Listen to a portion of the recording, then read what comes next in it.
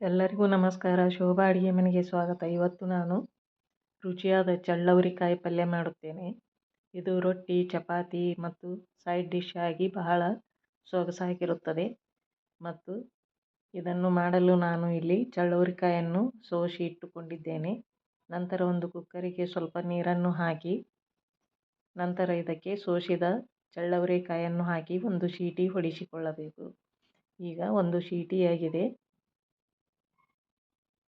ಇಷ್ಟು ಬೆಂದರೆ ಸಾಕು. ನಂತರ ಒಂದು ಪಾತ್ರೆಗೆ 2 ಚಮಚದಷ್ಟು ಎಣ್ಣೆಯನ್ನು ಹಾಕಿಕೊಂಡು ನಂತರ ಅದಕ್ಕೆ ಸಾಸಿವೆ ಜೀರಿಗೆಯನ್ನು ಹಾಕಿ ಸಾಸಿವೆ ಜೀರಿಗೆ ಚಟಪಟ ಅಂದ ನಂತರ ಅದಕ್ಕೆ ಜಜ್ಜಿದ ಬೆಳ್ಳುಳ್ಳಿಯನ್ನು ಹಾಕಿ ಹೊಂಬಣ್ಣ ಬರುವವರೆಗೆ ಫ್ರೈ ಮಾಡಿಕೊಂಡು ಅದಕ್ಕೆ ಹೆಚ್ಚಿದ ಈರುಳ್ಳಿಯನ್ನು ಹಾಕಿ ಇದು ಗುಲಾಬಿ ಬಣ್ಣ ಬರುವವರೆಗೆ ಇದನ್ನು ಈ ರೀತಿ ಫ್ರೈ ಮಾಡಿಕೊಳ್ಳಬೇಕು.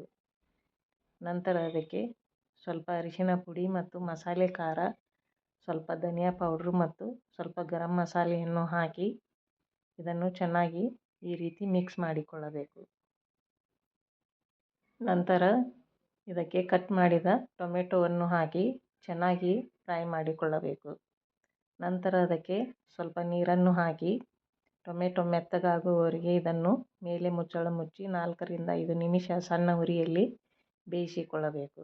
ಈಗ ಟೊಮೆಟೊ ಈ ರೀತಿಯಾಗಿ ಚೆನ್ನಾಗಿ ಬೆಂದಿದೆ. ನಂತರ ಇದಕ್ಕೆ ಬೇಯಿಸಿದ ಚಳ್ಳವರಿಕಾಯನ್ನು ಹಾಕಿ ರುಚಿಗೆ ತಕ್ಕಷ್ಟು ಉಪ್ಪನ್ನು ಹಾಕಿ ಇದನ್ನು ಮಿಕ್ಸ್ ಮಾಡಿಕೊಳ್ಳಬೇಕು.